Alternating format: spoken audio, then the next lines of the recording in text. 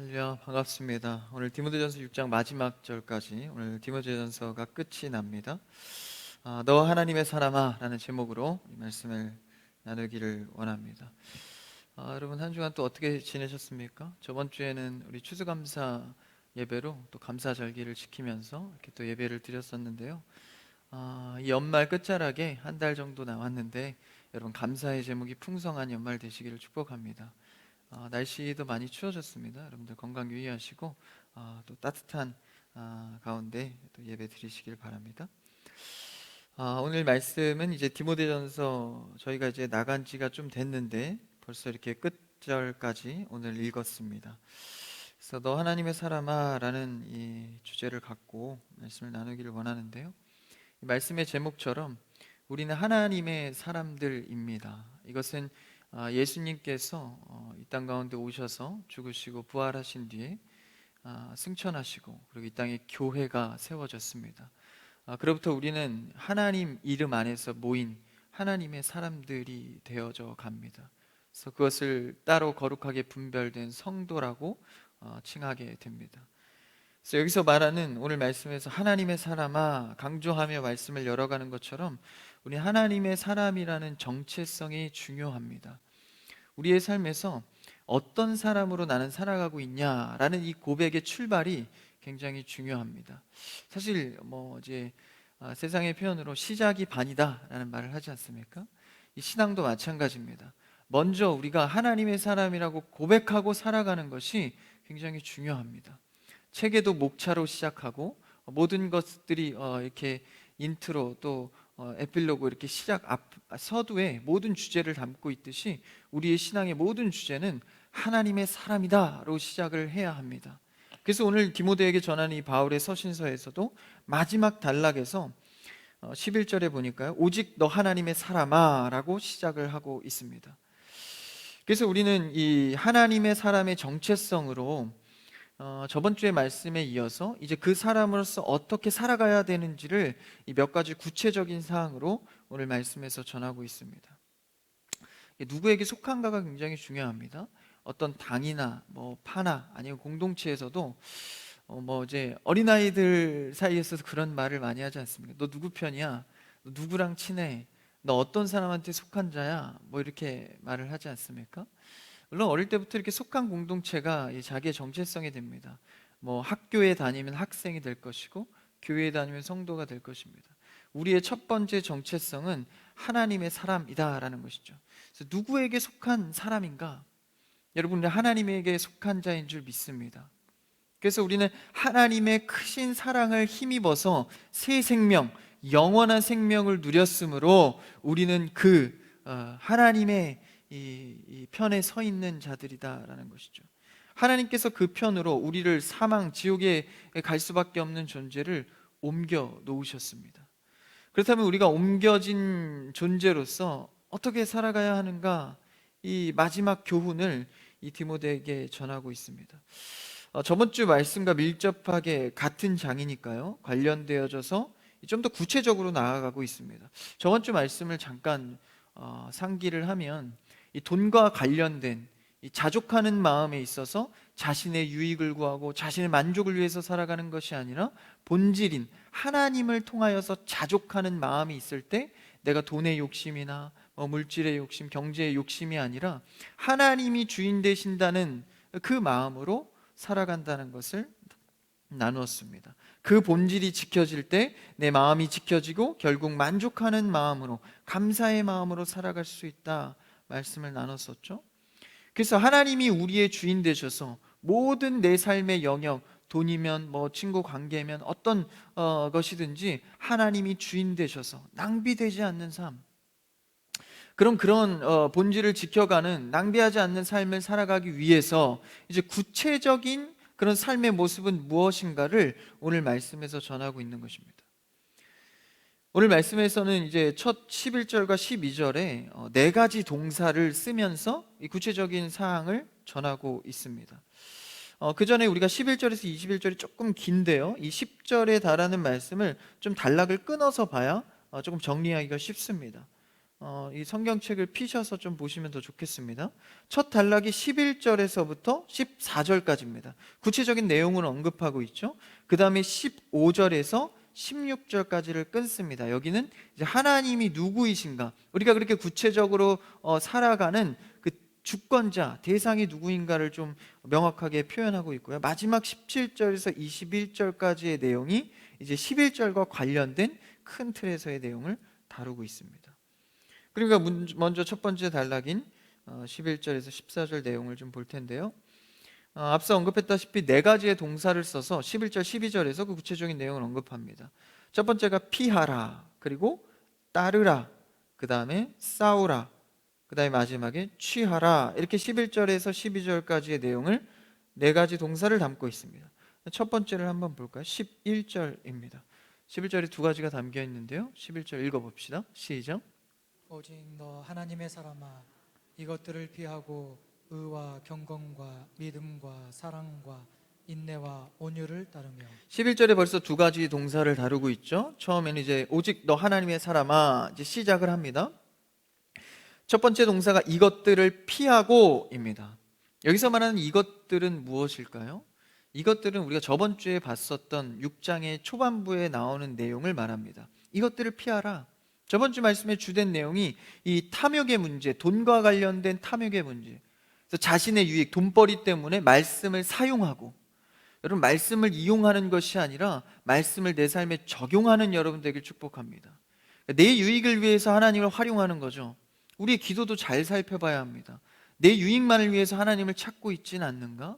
아니면 하나님의 나라와 나의 관계 속에서 하나님을 부르고 있는가? 당시의 거짓 교사들은 자신의 탐욕을 위해서, 돈벌이를 위해서 그렇게 잘못 썼다는 거예요. 잘못 쓰다 보니까 진리도 어떻게 활용됩니까? 거짓 교훈, 잘못된, 올바르지 못한 교훈으로 사용된 것입니다. 예를 들자면 말씀을 은혜스럽게 읽어놓고 이 말씀을 풀이하는 것은 이 말씀에 제대로 된 적용이 아니라 내 얘기를 해버리는 거예요. 나의 욕심을 따라서, 사람들의 필요를 따라서 전하는 것이죠. 그런 거짓 교훈에 대해서 말을 했습니다. 그러니까 11절에 이 동사의 피하라는, 이것들을 피하라는 것은 바로 탐욕의 문제와 거짓 교훈을 말하는 것입니다. 이 거짓 교훈과 탐욕의 문제는 뗄래야 뗄 수 없는 관계로 행해졌던 모습이었죠. 그래서 피하라, 이것 거짓 교훈과 돈의 문제, 욕심의 문제에서 피하라라고 말하고 있습니다. 피한다는 것은 어떤 동사일까요? 피한다는 것은 현재 내가 이 모습이, 이 장소가, 이 처한 환경이 잘못되었으니 자리를 이동해서 다른 곳으로 가라는 뜻입니다. 그럼 거짓 교훈이 있고 탐욕이 있는 환경 속에서 나를 끄집어내서 어디로? 하나님께서 원하는 자리로 이동하라 라는 것이죠. 여러분, 세상에서 나에게 피해를 주고 유혹을 주고 탐욕을 주는 자리에서 여러분 떠나서 하나님이 원하는 자리에 있기를 축복합니다. 그래서 교회가 참 좋은 거 아니에요? 하나님께서 원하는 자리를 잘 알려줍니다. 기도의 자리, 예배의 자리, 내가 도와야 할 섬김의 자리, 이런 것들을 알려주는 것이죠. 그래서 피하라. 이것은 곧 11절 처음에 얘기했듯이 하나님의 사람아, 하나님의 사람으로서의 정체성을 흐리게 만든다는 거예요. 그러니까 내가 하나님의 사람이지, 하나님의 사람이지, 이걸 계속 고백하게 하는 게 아니라 내가 하나님의 사람인가? 헷갈리게 만드는 요소가 바로 거짓 교훈과 탐욕의 문제라는 것입니다. 내 유익을 위해서 계속 탐욕을 갖는다면 당연히 하나님의 사람으로서의 정체성이 흐려지겠죠. 그래서 이것은 맞서야 할 영역이 아니라, 내가 맞서 싸우고 계속 대적하고 그 자리에 거해서 다투는 것이 아니라 피해야 할 상황이라는 것입니다. 굉장히 단순한 예를 성경에서 찾아볼까요? 창세기 39장에 우리가 잘 아는 그 요셉의 유혹이 나옵니다. 이 보디발의 아내가 유혹을 하죠. 근데 유혹을 할 때 그 말씀의 내용을 보니까 날마다 유혹했더라라고 나옵니다. 그러니까 그 환경 속에서 요셉은 어떻게 했죠? 피했다고 나옵니다. 그러니까 계속해서 날마다 오는 청하는 그 유혹에서 요셉의 신앙의 행태는 뭐 싸웠다, 취했다, 이게 아니라 피해버렸다는 것입니다. 음란과 정욕의 문제는 환경을 피하여서 처리해야 될 문제입니다. 그 자리에 거하면서 내가 이길 수 있어 하는 게 아니라는 것이죠. 탐욕의 문제도 그러하다는 거예요. 돈의 문제도 그러하다는 것입니다. 내가 돈에 욕심을 내고 그럴 만한 유혹이 있는 곳에서 벗어나라는 겁니다. 기도의 자리, 예배의 자리에 열심을 내는 여러분 되길 축복합니다. 그래서 저번 주 말씀 3절에서 5절까지 그 돈의 문제에 대해서 또 10절에도 그렇게 말하고 있죠. 돈을 사랑함이 일만하게 뿌리가 된다. 탐내는 자들, 미혹하는 자들은 믿음에서 떠나 근심하게 하는 자들이다. 이런 말씀을 전했습니다. 그래서 11절에서 이것들을 피하라. 유혹이 되면 거기에 넘어가면 결국 그게 나의 뭐가 됩니까? 유혹에게 넘어가면 그 대상은 결국 나에게 우상이 됩니다. 처음부터 우상을 섬기는 게 아니에요. 처음부터 내 1순위의 자리가 하나님이 아니라 바뀌어지는 게 처음부터 한 번에 된 게 아닙니다. 그 유혹을 허용하다 보니까, 그 유혹의 자리에 자꾸 있다 보니까. 그래서 우리 청소년기의 청년의 이 20대 때 사실 뭐에 많이 노출되죠? 유혹의 자리에 많이 노출이 됩니다. 그러니까 그런 것들을 자꾸 분별하고 걸러내는 역할을 교회 생활, 신앙 생활을 통해서 만들어가는 것이죠. 그래서 굉장히 중요합니다. 재물의 주인이 하나님으로 주인이 여겨질 때 그 재물은 선한 재물이 됩니다. 우리가 그 주인을 나로 여겨서 탐욕을 부린다면 그 재물은 악한 재물, 불의한 재물이 되는 것이죠. 그래서 11조를 드리는 우리의 신앙생활의 고백도 다 뭡니까? 하나님이 주인이십니다. 나는 이 돈의 주인이 아닙니다. 내가 번 것 같지만 실제로 하나님이 주셨습니다. 이 고백의 증표가 뭡니까? 바로 11조입니다. 그런 예물로도 하나님께 이런 신앙의 훈련을 받는 것이죠. 하나님 것으로 왔으니 내가 이것을 고백하고 그 다음 사용하겠습니다. 이게 다 뭡니까? 내가 유혹의 자리로부터 피하는 것입니다. 교회에서 훈련받고 11조의 고백, 예배의 고백, 기도의 고백의 자리로 피해서 내가 그것을 훈련하는 것이죠. 여러분에게 유혹되는 것들은 어떤 것들입니까? 여러분들을 하나님의 정체성으로부터 흐리게 하는 요소들은 무엇입니까? 여러분 자리를 피하여서 하나님께 거하는 여러분 되길 축복합니다. 그래서 피하라. 그러면서 이 피하라는 거짓 교훈과 탐욕의 문제를 피하라는 내용에 대해서 조금 더 구체적으로 나온 것이 세 번째 단락 17절부터 나오는 내용입니다. 그래서 11절의 첫 번째 그 피하라는 내용과 17절에서 21절까지의 내용이 하나로 가고 있는데요. 한번 17절을 읽어볼까요? 앞에 있습니다. 시작. 내가 이 세대에서 부한 자들을 명하여 마음을 높이지 말고 정함이 없는 재물에 소망을 두지 말고 오직 우리에게 모든 것을 후히 주사 누리게 하시는 하나님께 두며 11절에서 이것들을 피하라 할 때 이 탐욕의 문제를 말했다고 말씀을 드렸죠. 17절에 그 탐욕의 문제가 나옵니다. 너가 이 세대에서 부한 자들을 명하여, 그러니까 부요해진 자들에 대해서는 어떻게 해야 될까? 여러분 우리가 재물은 있다가도 없고 없다가도 있습니다. 하나님께서 또 부어주실 때는 부어주시고 또 가져가실 때는 가져갑니다. 이걸 보면 뭘 할 수 있죠? 돈이 내 게 아니구나. 내가 열심히만 한다고 해서 버는 것도 아니고 내가 못났다고 해서 돈이 없는 것도 아니구나. 하나님께 주권이 있구나. 그냥 나는 신앙 안에서 오늘 하루를 열심히 산다면 하나님께서 주실 때는 주신다라는 거예요. 그런데 중요한 것은 이 부요함이 나에게 찾아왔을 때 우리가 어떻게 행해야 하는가? 이 디모데에게 바울이 잘 전하고 있지 않습니까? 17절에 부하게 된 자들에 대해 명하는데 어떻게 하라고 명합니까? 마음을 높이지 말고, 그러니까 부요해지면 마음이 높아진다는 거예요. 여러분들 알다시피 저도 돈이 많이 없습니다. 이 부요해져 본 적은 없는데요. 이 부요함, 그러니까 이게 대단한 부요함은 아니지만 갑자기 돈이 생길 때가 있어요. 제 능력 밖에 갑자기 돈이 생길 때 기분이 좋죠. 근데 같이 따라오는 마음이 있습니다. 기분이 좋으면서 내가 이것으로 무엇을 할 수 있을까? 사용되어질 때 이것도 얻을 수 있고 저것도 얻을 수 있고, 돈의 위력을 알게 되지 않습니까? 그보다 더 많은 돈이 나에게 생길 때 이것도 할 수 있고 저것도 할 수 있고, 아니 더 많은 평생을 살 수 있는 돈이 생긴다면 내 힘으로도 할 수 있겠다. 이 마음이 같이 온다라는 거예요. 전에는 돈이 없고 좀 궁핍할 때 하나님 도와주십시오. 내 힘으로 되는 게 없습니다. 그런데 돈이라는 그 큰 능력이 들어오자 이거 내가 할 수도 있겠다. 돈이 있으면 뭐 그렇게 하나님 열심히 찾지 않아도 그냥 종교 생활 정도로만 해도 내 힘으로 살 수 있겠다. 이 마음이 17절에 보니까 부하게 되면 들어온다라는 거예요. 그래서 그 마음을 높아질 때 높이지 말고, 그러니까 스스로 경고하라는 것입니다. 그래서 저도요, 이 교만의 마음이 올라올 때 스스로 경고합니다. 아, 전사님 참 은혜가 돼요. 올 게 왔구나. 전사님 이런 말들 혹은 이런 모습들 혹은 말씀 전화 너무 은혜가 돼요. 탁 마음에 저는 좀 과하다 싶을 정도로 제 스스로 고백합니다. 올 게 왔다. 그래서 표현은 그렇게 안 하지만 참 은혜 감사하네요 이렇게 하지만 속으로는 나를 낮춰야 될 타이밍이다, 뭐 그런 생각을 합니다. 그러니까 억지로라도 그렇게 하는 거예요. 왜? 인간은 부족하니까 누구나 그런 마음이 온다라는 것입니다. 환경이 나아지고 좋아지고 부유해지면, 그래서 그 자들에게 명하라는 겁니다. 확실하게 짚고 가라는 거예요. 마음을 높이지 말고, 그리고 정함이 없는 재물에 소망을 두지 말고. 그러니까 정함이 없다는 건 무엇입니까? 내가 일을 일했으니까 꼭 일을 받는 게 아니라는 거예요. 하나님이 주인 되시니까 일을 해도 일을 다 못 받을 수 있습니다.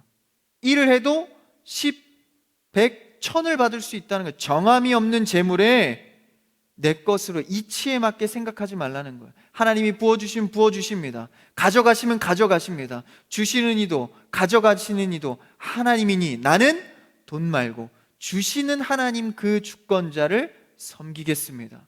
이 고백으로 나아가라는 거예요. 그래서 소망은 그 주권자에게 두고 재물에 두지 말아라, 그 얘기를 하고 있는 겁니다.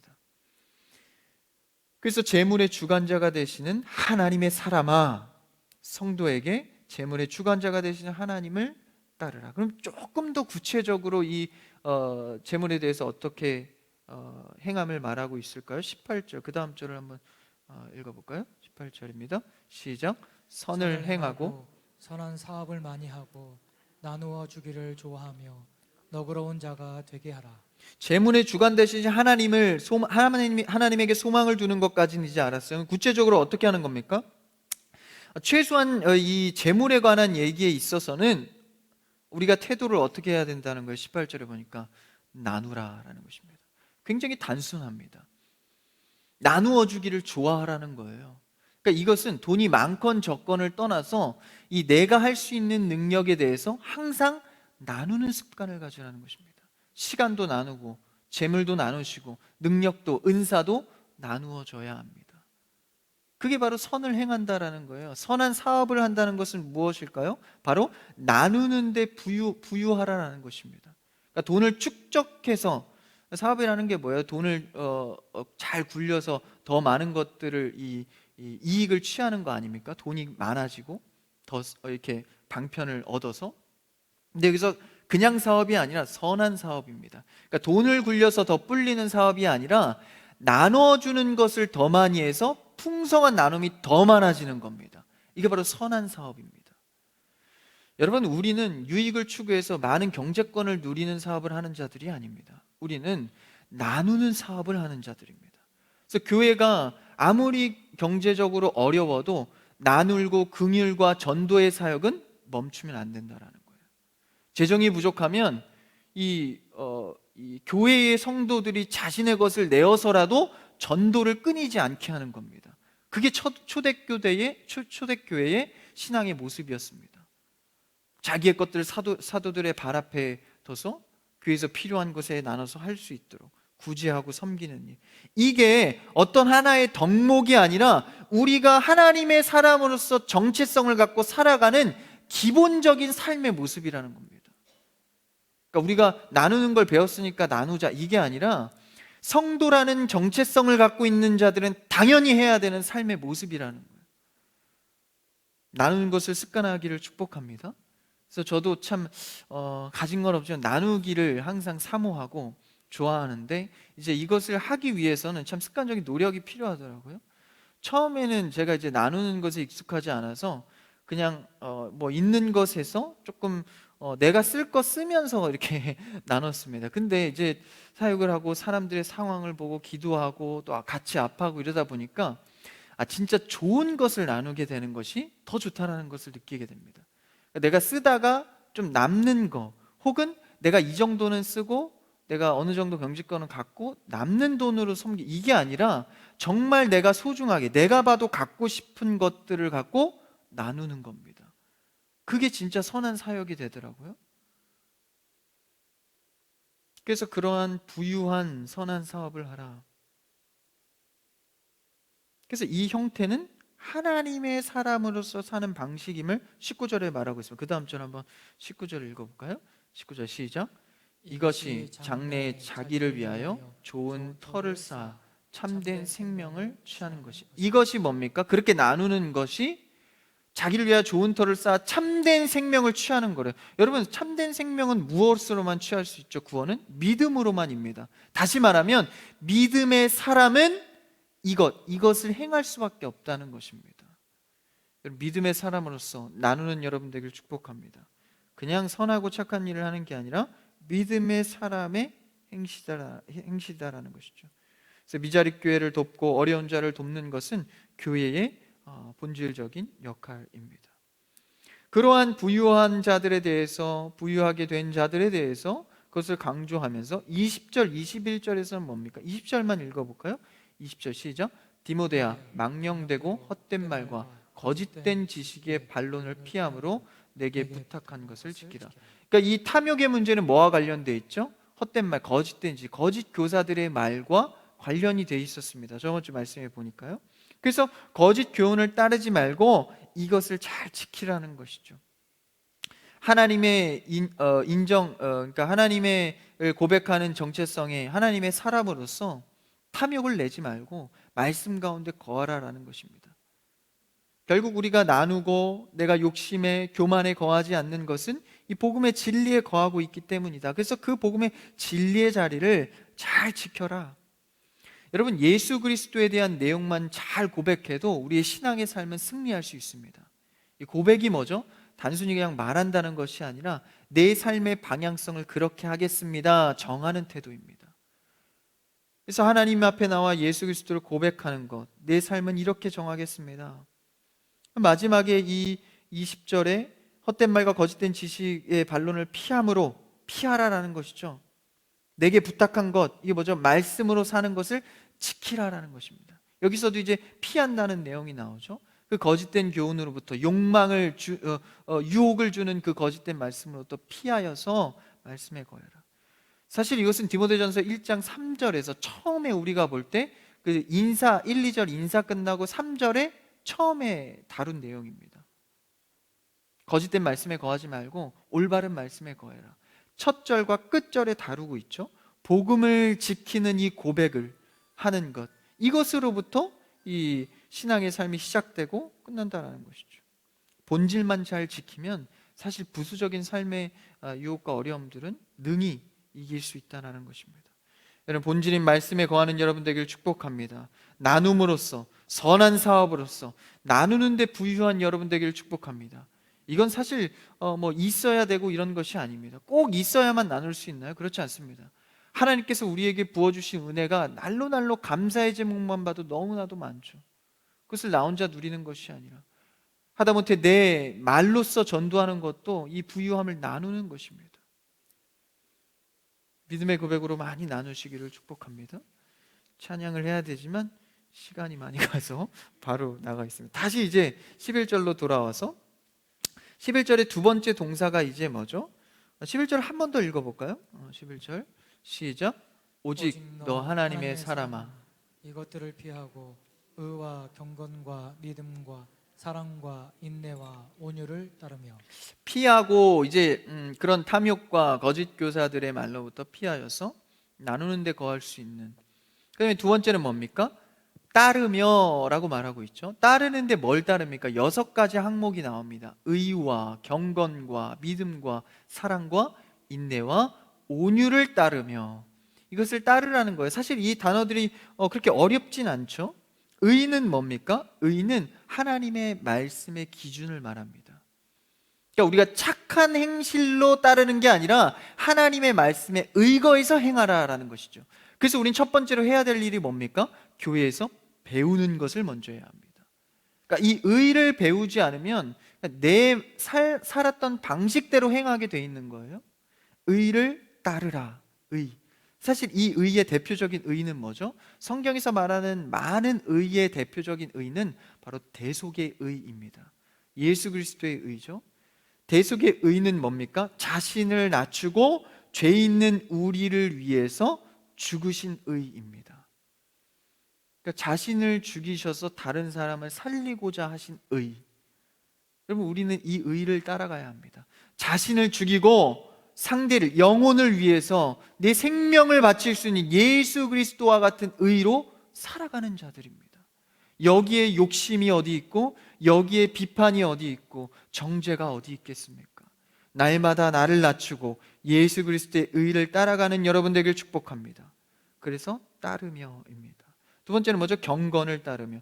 경건은 우리가 잘 알다시피 이제 경건 생활이라고도 하죠. 기도하고 말씀을 보고 큐티하고 이런 경건 생활하는 것. 근데 여기서 경건에서 중요한 우리가 알아야 될 중심은, 이 경건이 뭐로부터 출발합니까? 하나님을 두려워하는 마음으로부터 출발합니다. 이게 무서워하는 것과는 다릅니다. 그러니까 무서워하는 것은 안 믿는 자들이 하는 겁니다. 믿지 않는데 하나님의 능력을 발견하게 되면 어떻게 되죠? 무섭습니다. 근데 믿는 자들이 하나님의 능력을 보면 와, 기대가 되고 소망 가운데, 그렇죠? 이게 두려워하는 겁니다. 두려운 건 무서운 것과 다릅니다. 성경의 두려움은 하나님이 하나님됨을 인정하는 것입니다. 여러분, 천국의 소망은 어떻게 이루어지죠? 지옥을 묵상하지 않고는 천국의 소망이 없습니다. 그러니까 지옥에 두려움이 있지 않습니까? 근데 우리는 어느 진영에서 지옥을 바라보죠? 이 구원의 천국의 진영에서 지옥을 바라봅니다. 그러니까 그것은 무서운 게 아닙니다. 그러니까 하나님에 대한 두려움을 가질 뿐인 것이죠. 그래서 우린 그 안에서 하나님을 인식함 안에서 경건 생활을 하는 것입니다. 한 가지 죄를 지으려다가도 하나님이 살아계심을 내가 명확히 알기 때문에 멈추는 겁니다. 그 경건입니다. 하나님을 인식하는 여러분 되길 축복합니다. 그래서 그 경건을 따르며, 그다음에 믿음은 뭐죠? 그리스도를 고백하는, 주라 시인하는 것. 여기 내 마음속엔 뭐가 되죠? 그리스도가 왕으로 모셔지는 겁니다. 1순위로 따르라는 거예요. 그리스도가 왕으로 모셔지는 게 믿음이죠. 어떤 것보다도 처음으로 모시는 것. 그 다음에 사랑, 하나님의 사랑이죠. 인내, 오래 참는 것, 기다려주는 것, 온유, 예수님의 성품을 닮아가는 것입니다. 그래서 의와 경건과 믿음과 사랑과 인내와 온유를 따르라. 여러분의 신앙 가운데 이 6가지 적용에 부족한 것이 무엇입니까? 잘 따르려고 노력하는 것은 무엇입니까? 이 6가지 항목에 대해서 우리가 묵상하면서 정말 깊이 있게 주를 따라가기를 축복합니다. 따르며. 12절에 이제 세 번째 동사가 나오죠. 12절 한번 읽어볼까요? 첫 서두만요. 12절 시작. 믿음의 선한 싸움을 싸우라. 여기까지입니다. 싸우라는 세 번째 동사가 나옵니다. 여기서 이제 처음에 피하라는 동사가 조금 대조적이죠. 피하는 것은 이제 좀 진영을 옮겼는데, 여기서는 좀 적극적으로 싸우라. 막 아무 항목이나 싸우는 게 아니라 믿음의 선한 것에 대해서는 싸우라는 것입니다. 그러니까 이 대목을 갖고 역시 크리스찬들은 좀 어디 가서 좀 싸우고 좀 막 고집 있게 가야 돼, 뭐 이렇게 생각하시면 곤란합니다. 그게 아니라 믿음에 대해서 선한 싸움을 하라는 것이죠. 그러니까 믿음과 관련된 문제가 있고 관련되지 않은 문제가 있습니다. 이걸 원어적으로 디아포라, 아디아포라라고 표현합니다. 그러니까 디아포라는 복음과 관련된 문제입니다. 예수를 주라 시인하는가? 예수가 인성과 신성과 하나의 하나님, 한 인격체인 것을 믿냐? 이것은 디아포라 문제, 그러니까 복음과 관련된 문제입니다. 이것을 틀리게 말할 때 그래도 괜찮아 이렇게 하면 안 된다는 거예요. 단호하게 싸워야 될 문제라는 거예요. 성경에서 말하는 창조 질서 어긋나는 것들, 동성애의 문제, 이런 문제에 대해서는 목숨을 걸고 믿음 가운데 선한 싸움을 해야 한다는 것입니다. 그래서 말했죠? 선한 싸움입니다. 치고받는 싸움이 아니라 지키고 수호하는 싸움을 하라는 겁니다. 근데 아디아포라 문제, 복음과 관련 없는 문제들이 있어요. 예배 한번 좀 어떻게 하다 좀 빠졌습니다. 복음과 관련된 문제인가요? 예배 한번 안 나오면 지옥 갑니까? 그렇게 하시면 안 됩니다. 저번 주 집사님 예배 안 나오셨지? 지옥 가. 빨리 나와. 이렇게 하면 이제 다른 이단이 되는 것이죠. 그것은 그렇지 않습니다. 그것 갖다가 이제 복음하고 연관 지으면 안 되는 것이죠. 그거 갖다 막 싸우고 분쟁하고 정죄하면 안 되고, 다만 믿음에 관련된 문제에 대해서는, 진리의 문제에 대해서만큼은 싸우라라는 것입니다. 그것 갖다 이것마저도 싸우지 않는다면 진리가 섞여 버리는 것이죠. 그래서 거짓 교사들이 나오고, 그래서 우리는 이 문제에 대해서 항상 중요한 선한 싸움에 대해서 우리가 실천하기 위해서 뭐가 중요합니까? 처음에 배우는 게 중요합니다. 그리고 이 배운 것을 내 삶에 적용하는 게 중요합니다. 그다음에 마지막으로는 내 삶에 적용한 것을 통해서 전하는 것이 중요합니다. 배우고 적용하고 전하는 것, 이게 바로 믿음의 선한 싸움입니다. 여러분, 배운 대로 고백하시고 지키시고 전파하는 여러분 되기를 축복합니다. 그래서요, 이렇게 사는, 그러니까 성경의 관점에서 배우고 고백하고 전하는 자들은 진리에 대해서 싸우는 자들이거든요. 그래서 이 진리에 대해서 싸우며 전하는 자들은 리더십의 형태가 다릅니다. 세상의 리더십과 다른 거예요. 성경을 배우고 적용하고 고백하며 전하는 자들은 이 세상처럼요, 카리스마 있게 리더십하고 막 사람들을 휘어잡는 매력으로 막 때로는 강하게도 하고 이런 리더십이 아닙니다.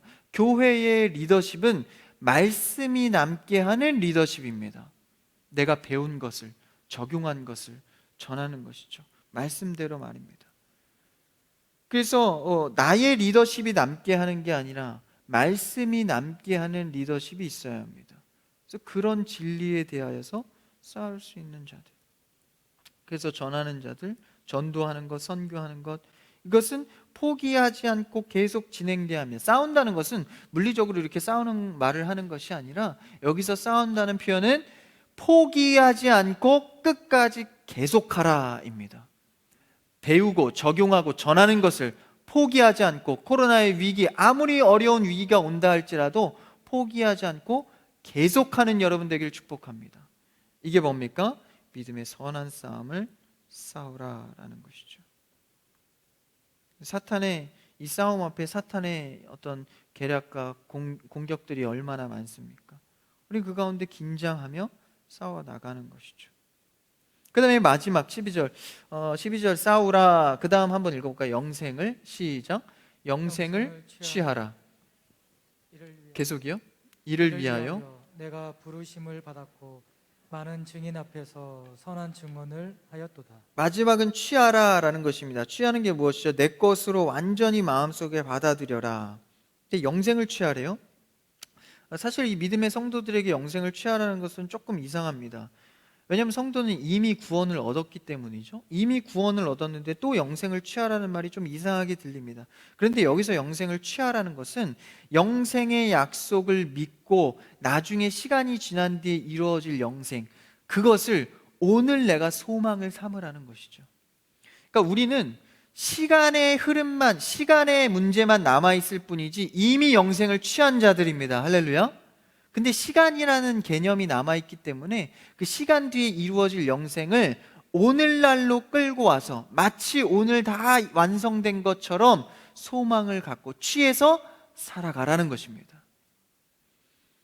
여러분, 내가 죽은 뒤에 영생이 시작되지만 오늘 내가 그 영생을 소망 삼고 살아가는 여러분 되길 축복합니다. 그래서 그 의미에서 늘 소망을 갖고 살아가는 거예요. 여러분, 사람은 소망이 없으면 죽습니다. 자살하고 우울증에 걸리는 자들의 왜 그렇습니까? 본질이 소망이 끊어졌기 때문입니다.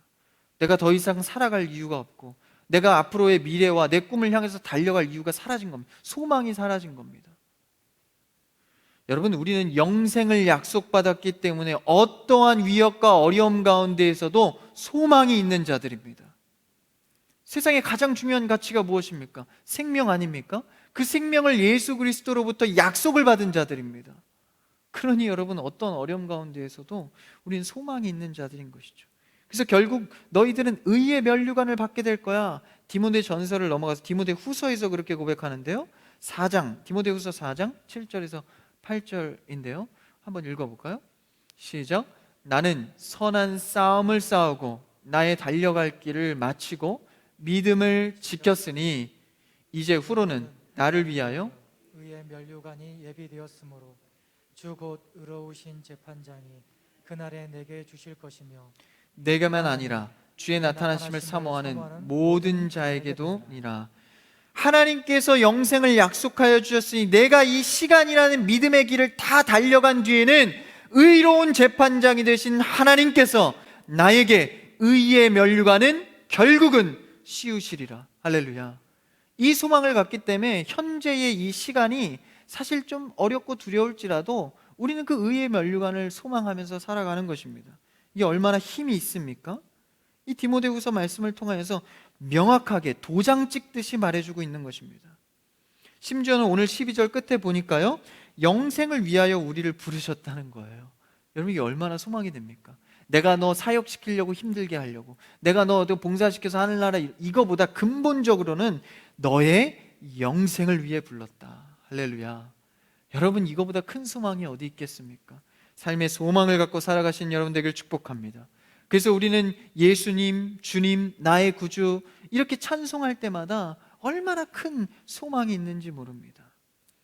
하나님의 사람으로서 11절에 그렇게 고백하잖아요. 이 하나님의 사람아, 너 하나님의 사람아. 언제까지 이 싸움과 믿음의 삶을 살아갑니까? 14절 한번 읽어볼까요? 14절입니다. 시작. 우리 주 예수 그리스도께서 나타나실 때까지 흠도 없고 책망받을 것도 없이 이 명령을 지키라. 언제까지요? 예수님께서 이 땅 가운데 다시 오실 때까지 이 명령을 준행하는 겁니다. 뭡니까? 피하고 따르고 싸우며 취하는 문제에 대해서 책망받을 것 흠도 없을 정도로 우리는 그 명령을 지켜가라라는 것이죠. 예수님 다시 오실 때까지. 이 말은 무슨 말입니까? 평생토록 나는 예수님을 따르는 자로서 고백하고 선언하고 방향성을 정해놓고 살아가라는 것입니다. 우리가 내비게이션 차 이동할 때도 먼저 목적지를 설정해 두고 가면 마음이 편합니다. 근데 자꾸 이 어디로 갈지 몰라서 흔들흔들 여기 갔다 저기 갔다, 그렇죠? 그럼 얼마나 삶이 불안합니까? 우리는 목적지는 이미 설정되었습니다. 할렐루야. 그래서 우리는 주를 바라보며 따라갈 일만 남은 것입니다. 근데 자꾸 목적지가 저긴 아닐까, 여긴 더 좋을 것 같은데 들렸다 가자, 자꾸 이러니까 흔들리는 것이죠. 그럴 때 오늘의 말씀이 소망이 되는 것입니다.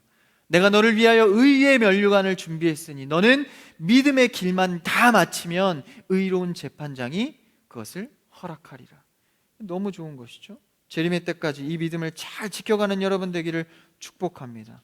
그래서요, 마지막 말씀에서 그 믿음을 잘 지키기 위해서 너가 그 믿음을 지키는 대상, 그 주권자가 누구인지를 확실히 알려줍니다. 한번 15절을 읽어볼까요? 15절입니다. 시작.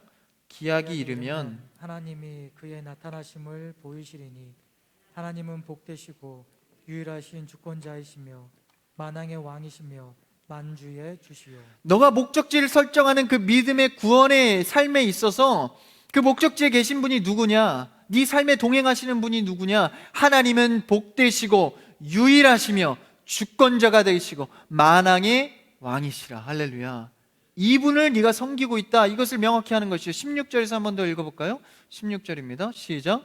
오직 그에게만 죽지 아니함이 있고 가까이 가지 못할 빛에 거하시고 어떤 사람도 보지 못하였고 또 볼 수 없는 이시니 존귀와 영원한 권능을 돌릴지어다.